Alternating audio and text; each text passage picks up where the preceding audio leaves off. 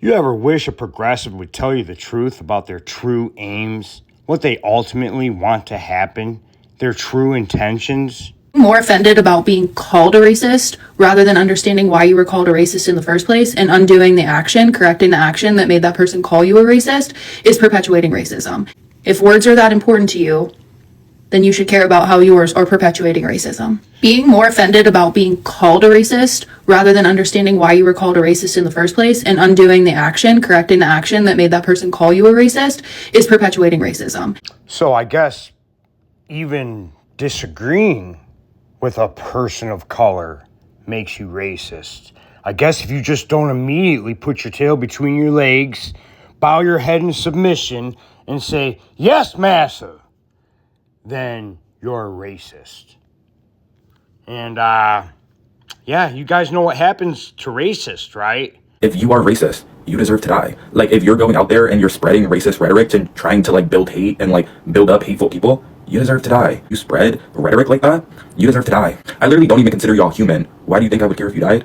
It's literally just cleansing the earth. Like, I get you were, like, raised or tricked into believing that you being a hateful, evil person is just politics or just an opinion, but that's just not reality. I know that's an extreme example of what progressives believe, but, ultimately, they do believe that.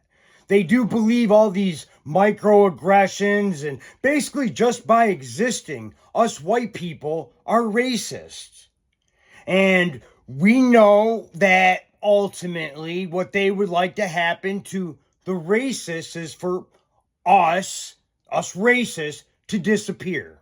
The entire campaign to convince you and your children that you're racist is a campaign to eliminate you and your children and their children and their children's children. It's a big propaganda effort. It's a huge psyop to make you want to self-eliminate. It's like, have you ever heard of the punch a Nazi saying? It's pretty popular, especially amongst the left. They all want to punch a Nazi. I mean, who wouldn't want to punch a Nazi? Only another Nazi wouldn't want to punch a Nazi, right? Oh, it says Charlie is a Nazi. Wow. So I know you're obviously very anti-trans. No, I'm pro-reality. Okay, if you were pro-reality, let me tell you a story that explains this sign a little bit. Let me guess, all the Nazis were against trans people too, and therefore that makes me a Nazi. Nazi Charlie Kirk was shot in the throat, bled out, and died. I don't feel safe with that officer in my city. I would not feel safe with him responding to any 911 call at my house. And it's even crazier that people like this do our taxes. Hitler is dead. I'm glad Hitler's dead. Even after his death, they couldn't show him any respect as a human being. It was constant denigration. It was constant Nazi, Nazi, Nazi. And leftists crashed Charlie Kirk's vigils all over the country. Here is a vigil that I went to in Lansing, Michigan, which was crashed by this leftist that held up a sign pointed towards the mourner that said, "Death to all Nazis."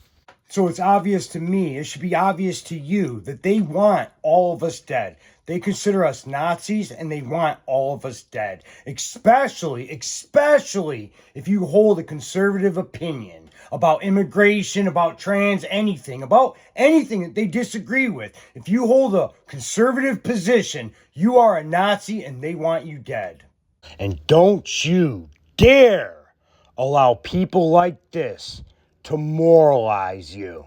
But I am not going to sit here and be judged for not wanting to honor any legacy this man has left behind. That should be in the dustbin of history, and we should hopefully move on and forget the hate that he spewed every single day. Hate that he spewed? Charlie never spewed hate. Charlie spewed facts. It's these facts right here that they consider racist.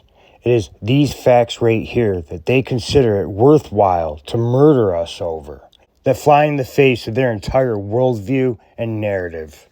And it's facts like these that are completely counter to their facts, which aren't facts at all, but are myths, lies, and propaganda. I would say our country should be more fearful of white men across our country because they are actually causing most of the deaths within this country. What an absolute liar. And anyone can go check for themselves simply by looking at the FBI statistics.